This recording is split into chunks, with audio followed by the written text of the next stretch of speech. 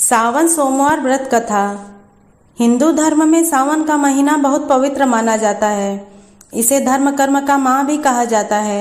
सावन महीने का धार्मिक महत्व काफी ज्यादा है। 12 महीनों में से सावन का महीना विशेष पहचान रखता है। इस दौरान व्रत, दान व पूजा पाठ करना अति उत्तम माना जाता है व इससे कई गुना फल भी प्राप्त होता है। हमारे पुराणों और धर्म ग्रंथों को उठाकर देखें तो भोले बाबा की पूजा के लिए सावन के महीने की महिमा का अत्यधिक महत्व है। इस महीने में ही पार्वती जी ने शिव जी की घोर तपस्या की और शिव जी ने उन्हें दर्शन भी इसी माह में दिए थे। तब से भक्तों का विश्वास है कि इस महीने में शिव जी की तपस्या और पूजा पाठ से शिव जी जल्द प्रसन्न होते हैं और जीवन सफल बनाते हैं। अब आइए सावन माह के कथा का श्रवण करते हैं। एक साहूकार था जो भगवान शिव का अनन्य भक्त था। उसके पास धन धान्य किसी भी चीज की कमी नहीं थी, लेकिन उसकी कोई संतान नहीं थी और वह इसी कामना को लेकर रोज शिव जी के मंदिर जाकर दीपक जलाता था। उसके इस भक्ति भाव को देखकर एक दिन माता पार्वती ने शिव जी से कहा कि प्रभु, यह साहूकार आपका अनन्य भक्त है। इसको किसी बात का कष्ट है तो आपको इसे अवश्य दूर करना चाहिए। शिव जी बोले, हे पार्वती, इस साहूकार के पास पुत्र नहीं है, यह इसीलिए दुखी रहता है। माता पार्वती कहती हैं कि हे ईश्वर, कृपा करके इसे पुत्र का वरदान दे दीजिए। तब भोलेनाथ ने कहा कि हे पार्वती, साहूकार के भाग्य में पुत्र का योग नहीं है। ऐसे में अगर इसे पुत्र प्राप्ति का वरदान मिल भी गया तो वह केवल 12 वर्ष की आयु तक ही जीवित रहेगा। यह सुनने के बाद भी माता पार्वती ने कहा, हे प्रभु, आपको इस साहूकार को पुत्र का वर देना ही होगा, अन्यथा भक्त क्यों आपकी सेवा या पूजा करेंगे। माता के बार बार कहने से भोलेनाथ ने साहूकार को पुत्र का वरदान दिया, लेकिन यह भी कहा कि वह केवल 12 वर्षों तक ही जीवित रहेगा। साहूकार यह सारी बातें सुन रहा था, इसलिए उसे ना तो खुशी हुई और ना ही दुख। पहले की तरह भोलेनाथ की पूजा अर्चना करता रहा। उधर सेठानी गर्भवती हुई और 9वें महीने उसे सुंदर से बालक की प्राप्ति हुई। परिवार में खूब हर्षोल्लास मनाया गया, लेकिन साहूकार पहले की तरह ही था और उसने बालक की 12 वर्ष की आयु का जिक्र किसी से भी नहीं किया। जब बालक 11 वर्ष की आयु का हो गया तो एक दिन साहूकार की सेठानी ने बालक के विवाह के लिए कहा, तो साहूकार ने कहा कि वह अभी बालक को पढ़ने के लिए काशी भेजेगा। इसके बाद उसने बालक के मामा जी को बुलाया और कहा कि इसे काशी पढ़ने के लिए ले जाओ और रास्ते में जिस भी स्थान पर रुकना वहाँ यज्ञ करते और ब्राह्मणों को भोजन कराते हुए आगे बढ़ना। वे लोग यह सब करते हुए ही आगे बढ़ रहे थे कि रास्ते में एक राजकुमारी का विवाह था जिससे उसका विवाह होना था। वह एक आंख से काना था। तो उसके पिता ने जब अति सुंदर साहूकार के बेटे को देखा तो उनके मन में विचार आया कि क्यों ना इसे ही घोड़ी पर बिठाकर शादी के सारे कार्य संपन्न करा दिए जाएं। तो उन्होंने मामा से बात की और कहा कि इसके बदले में वह बहुत धन देंगे, तो वह भी राजी हो गया। इसके बाद साहूकार का बेटा विवाह की वेदी पर बैठ गया और जब विवाह कार्य संपन्न हो गया तो जाने से पहले उसने राजकुमारी की चुनरी के पल्लू पर लिखा कि तेरा विवाह तो मेरे साथ हुआ है, लेकिन जिस राजकुमार के साथ तुम्हें भेजेंगे वह तो एक आंख का काना है।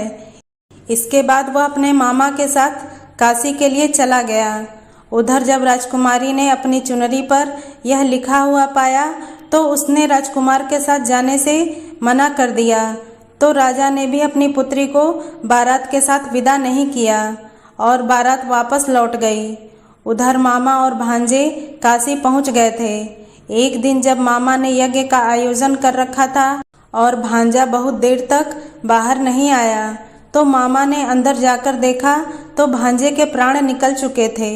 वह बहुत परेशान हुए, लेकिन सोचा कि अभी रोना पीटना मचाया तो ब्राह्मण चले जाएंगे और यज्ञ का कार्य अधूरा रह जाएगा। जब यज्ञ संपन्न हुआ तो मामा ने रोना पीटना शुरू किया उसी समय भगवान शिव देवी पार्वती उधर से जा रहे थे, तो माता पार्वती ने शिव जी से पूछा कि हे प्रभु, यह कौन रो रहा है। तभी उन्हें पता चलता है कि यह तो भोलेनाथ के आशीर्वाद से जन्मा साहूकार का पुत्र है। तब माता पार्वती कहती हैं कि हे स्वामी, इसे जीवित कर दें, अन्यथा रोते रोते इसके माता पिता के प्राण निकल जाएंगे। तब भोलेनाथ ने कहा कि हे पार्वती, इसकी आयु इतनी ही थी, सो वह भोग चुका। लेकिन माँ के बार बार आग्रह करने पर भोलेनाथ ने उसे जीवित कर दिया। लड़का ओम नमः शिवाय कहते हुए जी उठा और मामा भांजे दोनों ने ईश्वर को धन्यवाद दिया और अपनी नगरी की ओर लौट गए। रास्ते में वही नगर पड़ा और राजकुमारी ने उन्हें पहचान लिया। तब राजा ने राजकुमारी को साहूकार के बेटे के साथ बहुत सारा धन धान्य देकर विदा किया। उधर साहूकार और उसकी पत्नी छत पर बैठे हुए थे। उन्होंने यह प्रण कर रखा था कि यदि उनका पुत्र सकुशल न लौटा तो वह छत से कूदकर अपने प्राण त्याग देंगे। तभी लड़के के मामा ने आकर साहूकार के बेटे और बहू के आने का समाचार सुनाया, लेकिन वह नहीं माने। तो मामा ने शपथ पूर्वक कहा। तब तो दोनों को विश्वास हो गया और दोनों ने अपने बेटे बहू का स्वागत किया। उसी रात साहूकार को स्वप्न में शिव जी ने दर्शन दिया और कहा कि तुम्हारे पूजन से मैं प्रसन्न हुआ। इसी प्रकार जो भी व्यक्ति इस कथा को पढ़ेगा या सुनेगा, उसके समस्त दुख दूर हो जाएंगे और मनोवांछित सभी मनोकामनाओं की पूर्ति होगी। बोलिए शिव जी और माता पार्वती की जय। अब आइए सभी मनोकामनाओं को पूरी करने वाली कथा का श्रवण करते हैं। एक गांव में भगवान शिव का परम भक्त ब्राह्मण रहता था। पंडित जी जब तक रोज सुबह ब्रह्म मुहूर्त में उठकर नित्य कर्मों से निवृत्त होने के पश्चात भगवान शंकर का पूजन नहीं कर लेते थे, तब तक उन्हें चैन नहीं पड़ता था। जो कुछ भी दान दक्षिणा में आ जाता, उसी से पंडित जी अपना गुजारा करते थे और दयालु इतने थे कि जब भी कोई ज़रूरतमंद मिल जाता तो अपनी क्षमता के अनुसार उसकी सेवा जरूर करते थे। इस कारण शिव जी के परम भक्त ब्राह्मण देवता गरीबी का जीवन व्यतीत कर रहे थे। पंडित जी की इस दानी प्रवृत्ति से उनकी पत्नी उनसे नाराज तो थी, किंतु उनकी भक्ति परायणता को देखकर उनसे अत्यधिक प्रेम करती थी, इसलिए वह कभी भी उनका अपमान नहीं करती थी। साथ ही अपनी ज़रूरत का धन वह आस पड़ोस में मजदूरी करके जुटा लेती थी। एक समय ऐसा आया जब मंदिर में दान दक्षिणा कम आने लगी, जिससे पंडित जी को आर्थिक तंगी का सामना करना पड़ा। घर की मूल आवश्यकताओं की पूर्ति नहीं होने के कारण ब्राह्मणी दुखी रहने लगी। इसी तरह दिन बीतने लगे। एक दिन महाशिवरात्रि का दिन आया। उस दिन भी पंडित जी हमेशा की तरह ब्रह्म मुहूर्त में उठकर नित्य कर्मों से निवृत्त होने के लिए नदी की ओर चल दिए। संयोग से उसी समय उस राह से पार्वती जी और शिव जी गुजर रहे थे। अचानक से पार्वती जी की नज़र उस ब्राह्मण पर पड़ी। आज पंडित जी महाशिवरात्रि को लेकर इतने उत्साहित नहीं थे जितने कि अक्सर हुआ करते थे। पार्वती जी को बात समझते देर नहीं लगी। उन्होंने शिव जी से कहा, भगवान, यह ब्राह्मण देवता प्रतिदिन आपकी उपासना करते हैं, फिर भी आपको इसकी चिंता नहीं है।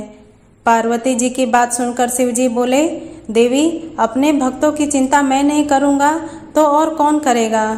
पार्वती जी बोली, हे स्वामी, आपने अब तक इस ब्राह्मण की सहायता क्यों नहीं की। तब शिव जी बोले, देवी, आप निश्चिंत रहिए। अब तक उसने जितने बिल्व पत्र शिवलिंग पर चढ़ाए हैं, वही बिल्व पत्र आज रात्रि में उसे धनपति बना देंगे। यह बातचीत करके पार्वती जी और शिव जी तो चल दिए, किंतु संयोग तो देखिए, उसी समय उस राह से एक व्यापारी गुजर रहा था। उसने छुपकर शिव जी और पार्वती जी का वार्तालाप सुन लिया। व्यापारी ने अपना दिमाग चलाया और सोचने लगा, अगर बिल्व पत्र से ब्राह्मण धनपति हो सकता है तो फिर मैं क्यों नहीं हो सकता। यही सोचकर वह ब्राह्मण के घर पहुंच गया और ब्राह्मण से बोला, पंडित जी, आपने अब तक जितने भी बेलपत्र शिव पूजन में चढ़ाया है वह सब मुझे दे दीजिए। बदले में मैं आपको 100 स्वर्ण मुद्राएं दूंगा। पंडित जी ने अपनी पत्नी से पूछा तो वह बोली, पुण्य का दान ठीक तो नहीं है, किंतु अगर आपका मन करे तो दे दीजिए। हमें धन की जरूरत है, इसलिए दे दीजिए। पंडित जी ने सारे बिल्व पत्र बोरे में भरकर सेठ जी को दे दिए। बिल्व पत्रों का बोरा लेकर सेठ जी पहुंच गए मंदिर और शिवलिंग पर चढ़ाकर देखने लगे कि कब शिव जी कृपा करेंगे और कब वह और धनपति बन जाएगा। प्रतीक्षा करते करते सेठ जी को आधी रात हो गई। सेठ जी चमत्कार देखने के लिए बहुत उतावले हो रहे थे। आखिर में तीसरा पहर गुजरने के बाद सेठ जी के सब्र का बांध टूट ही गया और क्रोध में आकर सेठ जी शिवलिंग को झकझोरने लगे। फिर अचानक ही चमत्कार हुआ। सेठ जी के हाथ शिवलिंग से ही चिपके रह गए। उन्होंने बहुत प्रयास किया किंतु हाथ हिले तक नहीं। थक हार कर सेठ जी शिव जी से क्षमा याचना करने लगे तो शिव जी बोले, हे लोभी सेठ, जिस ब्राह्मण से तूने यह बिल्व पत्र खरीदे हैं उसे 1000 स्वर्ण मुद्राएं दे, तब जाकर तेरे हाथ छूटेंगे। प्रातः काल जब पंडित जी पूजन के लिए आए तो उन्होंने देखा कि सेठ जी के हाथ शिवलिंग से चिपके हुए हैं और सेठ जी रो रहे हैं। उन्होंने पूछा तो सेठ बोला, पंडित जी शीघ्रता से मेरे बेटे को 1000 स्वर्ण मुद्राएं लेकर मंदिर आने को कहिए। पंडित जी ने सेठ के बेटे को बुलाया और सेठ ने वह स्वर्ण मुद्राएं ब्राह्मण को दिलवा दी। तब जाकर सेठ के हाथ शिवलिंग से छूटे। यह देखकर पार्वती जी शिव जी से पूछती हैं, हे नाथ, आपने अब तक भक्तों को कोई धन नहीं दिया। शिव जी बोले, देवी, मेरे पास कहाँ धन है जो मैं दूंगा, किंतु मेरा भक्त अब गरीब नहीं है, यह तुम स्वयं देख लो। जैसी कृपा भगवान शिव और माता पार्वती ने उस ब्राह्मण पर की, ऐसी ही कृपा भगवान हम सब पर करें। बोलिए शंकर पार्वती भगवान की जय। आइए अब मनोकामना को पूरी करने वाली दूसरी कथा को सुनते हैं। इस कथा को सुनने से ही व्रत संपूर्ण माना जाता है। एक बार की बात है, माता पार्वती शिव जी को पति रूप में प्राप्त करने के लिए घोर तप कर रही थी। उनके तप को देखकर देवताओं ने शिव जी से देवी की मनोकामना को पूर्ण करने की प्रार्थना की। शिव जी ने पार्वती जी की परीक्षा लेने के लिए सप्तऋषियों को भेजा। सप्तऋषियों ने शिव जी के सैकड़ों अवगुण गिनाए, पर पार्वती जी को महादेव के अलावा किसी और से विवाह मंजूर नहीं था।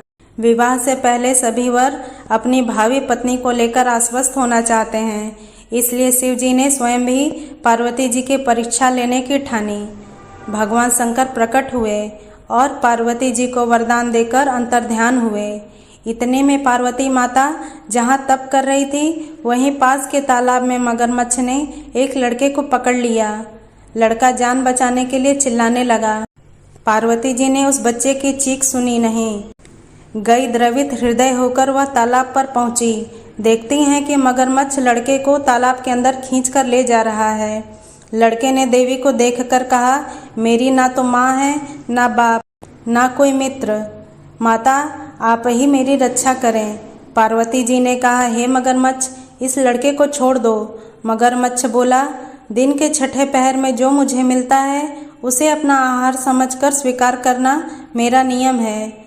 ब्रह्मदेव ने दिन के छठे पहर इस लड़के को भेजा है, मैं इसे क्यों छोड़ूं?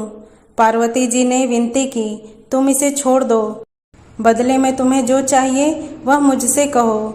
मगरमच्छ बोला, एक ही शर्त पर मैं इसे छोड़ सकता हूँ। आपने तप करके महादेव जी से जो वरदान प्राप्त किया है, यदि उस तप का फल मुझे दे दो तो मैं इसे छोड़ दूंगा। पार्वती जी तुरंत तैयार हो गई। उन्होंने कहा, मैं अपने तप का फल तुम्हें देने को तैयार हूँ, लेकिन तुम इस लड़के को छोड़ दो। मगरमच्छ ने समझाया, सोच लो देवी, जोश में आकर संकल्प मत करो। हजारों वर्षों तक जैसा तप किया है वैसा देवताओं के लिए भी संभव नहीं है। उसका सारा फल इस बालक के प्राणों के बदले चला जाएगा। पार्वती जी ने कहा, मेरा निश्चय पक्का है, मैं तुम्हें अपने तप का फल देती हूँ, तुम इसको जीवन दे दो। मगरमच्छ ने पार्वती जी से तप दान करने का संकल्प करवाया। तप का दान होते ही मगरमच्छ का देह तेज से चमकने लगा। मगर बोला, हे पार्वती, देखो, तप के प्रभाव से मैं तेजस्वी बन गया हूँ। तुमने जीवन भर की पूंजी एक बच्चे के लिए व्यर्थ कर दी। चाहो तो अपनी भूल सुधारने का और एक मौका और दे सकता हूँ। पार्वती जी ने कहा, हे मगरमच्छ, तब तो मैं पुनः कर सकती हूँ, किंतु यदि तुम इस लड़के को निगल जाते तो इसका जीवन वापस नहीं मिल सकता था। देखते ही देखते वह लड़का अदृश्य हो गया, मगरमच्छ भी लुप्त हो गया। पार्वती जी ने मन ही मन विचार किया, मैंने तो तप दान कर दिया है, अब पुनः तप आरंभ करूंगी। पार्वती जी ने फिर से तप करने का संकल्प किया। भगवान सदाशिव फिर से प्रकट होकर बोले, पार्वती, भला आप क्यों तप कर रही हो? पार्वती जी ने कहा, प्रभु, मैंने अपने तप का फल दान कर दिया है। आपको पति रूप में पाने के संकल्प के लिए मैं फिर से वैसा ही घोर तप करके आपको प्रसन्न करूंगी।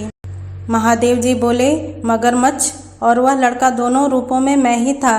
तुम्हारा चित्त प्राणी मात्र में अपने सुख दुख का अनुभव करता है या नहीं, इसकी परीक्षा लेने के लिए मैंने यह लीला रची थी। अनेक रूपों में दिखने वाला मैं एक ही हूँ। मैं अनेक शरीरों से अलग निर्विकार हूँ। तुमने अपना तप मुझे ही दिया है, इसलिए अब और तप करने की कोई ज़रूरत नहीं है। देवी पार्वती ने महादेव को प्रणाम कर प्रसन्न मन से विदा किया। बोलिए शंकर पार्वती भगवान की जय।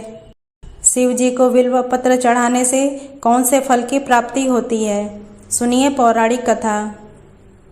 नारद जी ने एक बार भोलेनाथ जी की स्तुति करके पूछा, प्रभु, आपको प्रसन्न करने के लिए सबसे उत्तम और सुलभ साधन क्या है? हे त्रिलोकीनाथ, आप तो निर्विकार और निष्काम हैं, आप सहज ही प्रसन्न हो जाते हैं। फिर भी मेरी जानने की इच्छा है कि आपको क्या प्रिय है। तब शिव जी बोले, नारद जी, वैसे तो मुझे भक्त के भाव सबसे प्रिय हैं, फिर भी आपने पूछा है तो मैं बताता हूँ कि मुझे जल के साथ साथ बिल्व पत्र बहुत प्रिय है। जो भी भक्त अखंड बिल्व पत्र मुझे श्रद्धा से अर्पित करते हैं, मैं उन्हें अपने लोक में स्थान देता हूँ। नारद जी भगवान शंकर और माता पार्वती की वंदना कर अपने लोक को चले गए। उनके जाने के पश्चात पार्वती जी ने शिव जी से पूछा, हे प्रभु, मेरी यह जानने की बड़ी तीव्र इच्छा हो रही है कि आपको बिल्व पत्र इतना प्रिय क्यों है। कृपा करके मेरी जिज्ञासा को शांत करिए। तब शिव जी बोले, हे शिवे, बिल्व के पत्ते मेरी जटा के समान हैं। उसका त्रिपत्र यानी 3 पत्ते ऋग्वेद, यजुर्वेद और सामवेद हैं। शाखाएं समस्त शास्त्र का स्वरूप हैं। बिल्व वृक्ष को आप पृथ्वी का कल्प वृक्ष समझें, जो ब्रह्मा विष्णु शिव स्वरूप है। हे पार्वती, स्वयं महालक्ष्मी ने शैल पर्वत पर बिल्व रूप में जन्म लिया था। इस कारण भी बेल का वृक्ष मेरे लिए अति प्रिय है। महालक्ष्मी ने बिल्व का रूप धरा, यह सुनकर पार्वती जी कौतूहल में पड़ गई।